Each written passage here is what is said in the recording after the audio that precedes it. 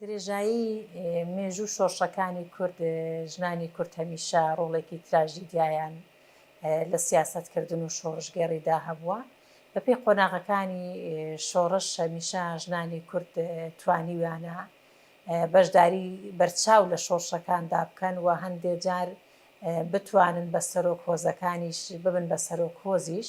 یا لە یەکە کارگەڕیەکانە یا سەرۆکی میرەکان.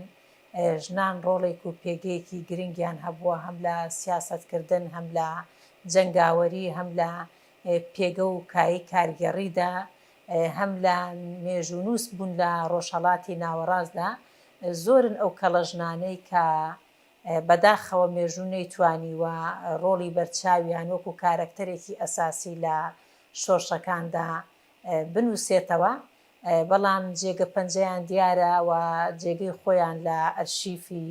نووسینەوەی مێژووی شۆڕشەکانی کورد کردوتەوە. بە نمونەیەکێ لەو خاتونانە قەرە فاتیمە خانمە کە لە سەدەی 19 سەرۆک هۆزێکی کورد بووە. یەکێ لە خاتونە میرنشینەکان لە سەدەی 16دا خانزادی میری سووران بووە کە بە ئێستاشەوە هەم جێگە پەنجەی هەم کەلتوری هەم ئیداریەکەی هەم شۆڕشەکەی توانیوێتی بمێنێتەوە لە مەنتیقەی سۆراندا کە توانیوێتی بکوژەکەی براکەی بشکوژێ وەکو جەنگاوەرێکی بەتوانا بمێنێتەوە لە کایەی کارگێڕیدا. ڕۆڵێکی بەرچاوی هەبێت لە دروستکردنی چەندین خوێندنگا و مزگەوت و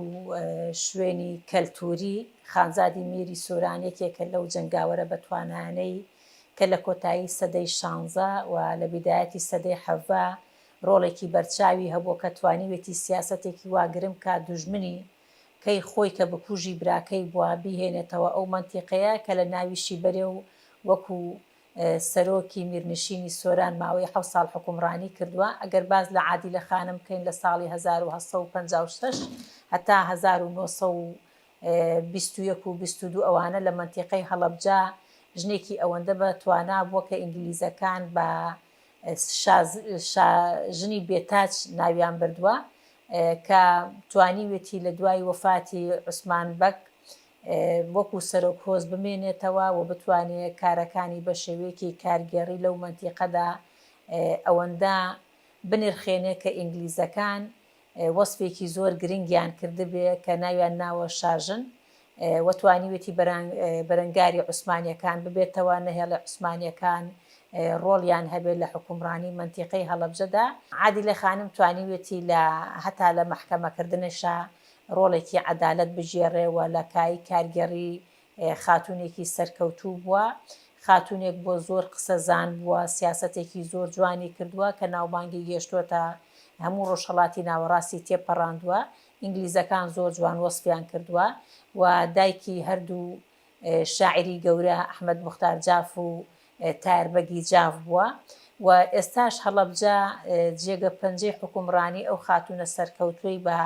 لە هەڵەبجەدا ماوە. بۆیە زۆربەی خاتونەکان لە کایە کارگەڕیەکان بە ئێستاشەوە لە هەڵەبجە توانیویانە سەرکەوتوو بن وەکو مۆرکێکی میراتی لە عادیلە خانم بۆیان ماوەتەوە. ئەگەر باز لە حەبسەخانی نەقیب بکەین لە شاری سلەیمانی توانیوێتی یەکەم قوتابخانەی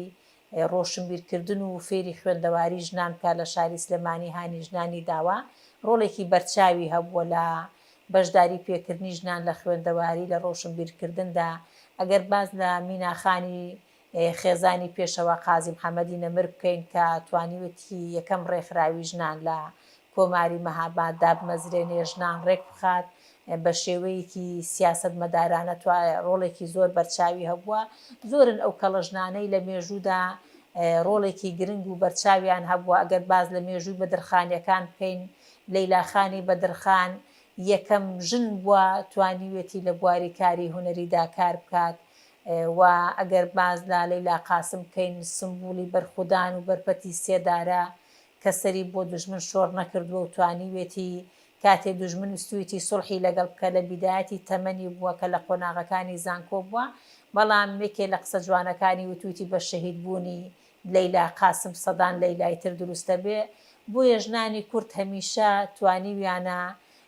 وانە و پندێکی وا فێری دوژمنان بکەن کە هەرگیز ژنی کورد سەر شۆڕ ناکا. دوو قسەی بەناوبانگی مێژوونووسانی ڕۆژهەڵاتی ناوەڕاست هەیە یەکێ لەوانە مێجەرسۆن ئەدمۆنس کە دێنە ئەم مەنتیقەیە لە ژنانی کورد جیا ئەکرێنەوە لە ژنانی تورک و لە ژنانی فارس ئەڵێ ژنانی کورد ئەتوانن لە دوای وەفاتی مێردەکانیشیان کە سەرۆکۆز بن خۆیان دەسەڵات بگرنە دەست و حکومڕانی بکەن بۆ ئەڵێ کە چوو بۆ ڕۆژهەڵاتی ناوەڕاست میلەتێک هەیە میلەتی کورد ئازایەتی ژنەکانیان زۆر بێوێنەیە هەمیشە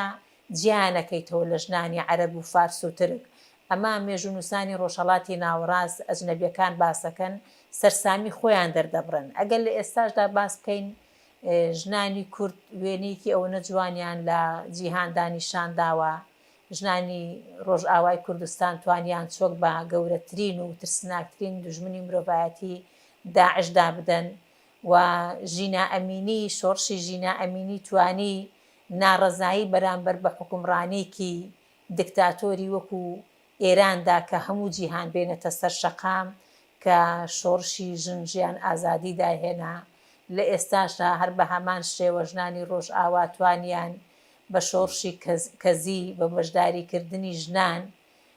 حکومەتی سووریا نەتوانێت ژنانی کورد وەکو ژنانی عەرەب خاتە ئەو چوارچێوە کە خۆی دەیەوێت تەنها لە ماڵەوە و بە چوارچێوەیەکی تەسکی زوڵم بەرامبەر بە ژنان و ژنان بە شێوەیەکی دەرەجە دوو سەیر بکە و بەرخودانی ژنانی کورد لە ڕۆژئاوای کوردستان توانی هەموو ژنان توانی هەموو دنیا بێنێتە سەر شەقام کە دەرەنجامەکەی ئێستاش نەک ژنان بەڵکو میلەتی کوردیش ئیسفادەی زۆر زۆری لێ دەکا هەم لە دوا ڕۆژدا هەم لە ئێستادا کە ژنانی کورد هاوشانی پیاوەکان بەشداری دەکەن لە هەم وەفتەکانی دانوستاندن هەم بەشداری دەکەن لە شۆڕژگێڕیدا ئەگەر باز لە باکووری کوردستان بکەین سمبولی ئاشتین ساڵی ڕابردوو ژنان توانیان سەرۆکی وەفدی ئیمراڵی بن توانیان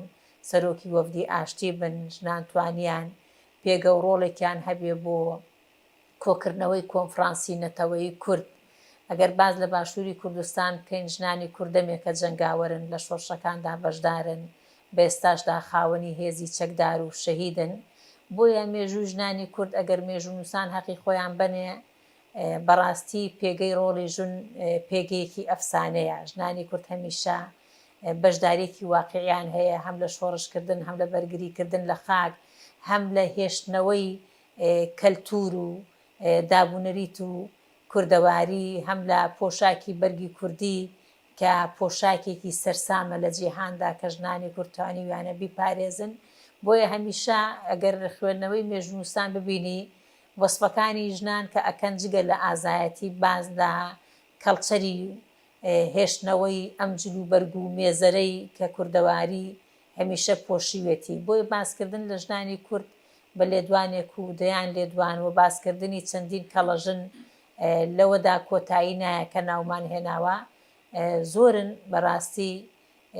ژنانی پێشەنگ زۆرن ژنانی قوربانی دەر و ئەگەر باز لە لەیلا زانا بکەین ئەگەر باز لە زەکی ئەلکان بکەین کە سمبولی هێشتنەوەی ئاگری نەورۆزە بە گیانی خۆی ئاگری نەورۆزی کردەوە ئەگەر باز لە قەدەم خێر بکەین ئەگەر باز لە قەرەفاتی مەخانم بکەین زۆرن بەڕاستی باسکردن لەو کەڵە ژنانە ئەگەر باز لە عایشە خانم بکەین ئەوەندە ژنانی پێشەنگمان زۆرن دەکرێت چەندین خوێندنگایان تێدا بکرێتەوە بۆی ژنانی پێڕۆشن بیر بکرێتەوە و بتوانین مێژوو نووسینەوەکانی کورد شۆڕشەکانی کوردی پێدەوڵەمەند بکەین ئەمە یەکێکە لە هۆکارەکان جوگرافیە و هەڵکەوتەی کوردستان بەگشتی شوێنێکی استراتیژیە هەم لە ڕۆژهەڵاتی ناوەڕاست هەم بۆ تێڕوانینی کۆمەڵگای دنیا و بەرگریکردنی ژنان و پیاوانی کورد یەکێکە لەو شوناسەمانەوەی کورد بە زینووی و گۆڕانکاریەکانی کورد لە پێشکەوتن هەمیشە خێراترە و بەشداریکردنی ژنان هەم لە ئەگەر باز لە ژیانی کۆمەڵایەتیش بکەین ژنانی کوڕ ڕۆڵە و پێگەیەکی بەرچاویان هەیە بە ئێستا شای مەژنمان هەیە ڕێز عەشرەتە و هەر لە کاری کوشت و کاڵیە ژنان بە ڕێژەیەکی زۆر بەرچاو توانیوانە لە بژێوی پەیداکردنی بژێوی خێزانی و هەم لە شۆڕشەکان ژنان توانیوانە مەسئولێتێکی گەورەی پەروەردەکردنی خێزان و کۆمەکردن و بەشداریکردنی شۆڕشەکان ئەمە یەکێکە لەوانەیە کە هەمیشە دوژمن بە تایبەتی ئەمانەی ئێستا لە شۆڕشەکانی کورد ئەوەندە ترساون چونکە ئەزانن ژنانی کورد ڕۆڵێکی بەرچاویان هەیە ئەگەر ئێستای سووریا سیر بکەین هەچەند ئەکان نازانێ ئەم شۆڕشە بەرخودانی ژنان چۆن سیر بکات چکە واقعە لە ئەرزی واقعدا هەیە ژنان بە ڕێژەیەکی بەرچاو ئەکتیف چالاکانە بەشداری ئەکەن لە بەرگریکردندا هیچ چەکداری تۆکمەی نیزامیان هەیە توانایەکی ئازایی زیاد لە ڕادە بەدەری تەوەقوعی ئەوانیان هەیە بۆیە ناچار ئەبن دەستور و یاسای خۆیانی بۆ بگۆڕن وڵاتانی چواردەورمان ئەگەر تورکیا و ئێران و عێراق سیر بکەین هەمیشە لە پێگەی ژن ترساون چونکە ئەم ڕۆژنان ئاسانتر ئەتوانن لە شەقامدا کۆن ببنەوە ئاسانتر ئەتوانن بەشداری شۆڕشەکان بکەن و ژنانی کورد تێگەیشتنی بۆ بەرەو پێشچوون و بەشداریکردنی دەسەڵاتی خەباتێکی دوور و درێژی هەیە بۆیە بە ئاسانی کۆڵی لێ نادەن لەبەر ئەوە یەکێکە لەو مەترسیانەی کە هەمیشە دوژمنان ئەوێ یەکێ لە شتەکان پەلامار کە بدات لە ڕێگەی ئەوە پەلاماردا ڕێگریکردن بێ لە خەباتی بزوتنەوەی ژنان هیوادارم ئەم پێگەی و قۆناغی ئێستای بزوتنەوەی ژنان لە چەند ساڵێکی ئایندە کە تێکۆشان بەرەو پێشەوە چێ خێراتر ببینم و ژنان لە پێگەی دەسەڵاتی باڵاتر ببینم لە سەرۆکی حیزب و لە دروستبوونی ئەو پێگەی ئیداریانە بە دەسەڵاتێکی زیاترەوە ببینم چونکە یەکێ لە پێرەوەرەکانی کۆمەلگای ڕۆشنبیر و پێشکەوتوو بەشداریکردنی ژنانە لە کای دەسەڵاتداوە لە شوێنی بڕیاردانە و هیوادارم کۆنگرەی یەکگرتنی بزوتنەوەکانی ژنان لە هەر چوار پارچەی کوردستان ببینم کە دەستپێکێک هەیە بەڵام ئومێد دەکەم زیاتر ببینم وەک ئەوەی کە ئەمجارە بینیمان شۆڕشی کەزی ئیشاڵڵا ئەمجارە لە کۆنگرەیەکی گەورە ژنانی کورد ببینم هەم ئەنجامەکەی بۆ هەموو گەلی کورد بێ هەم خەبات و بزوتنەوەی ژنان لە پێگەیەکی پێشکەوتوتر ببینم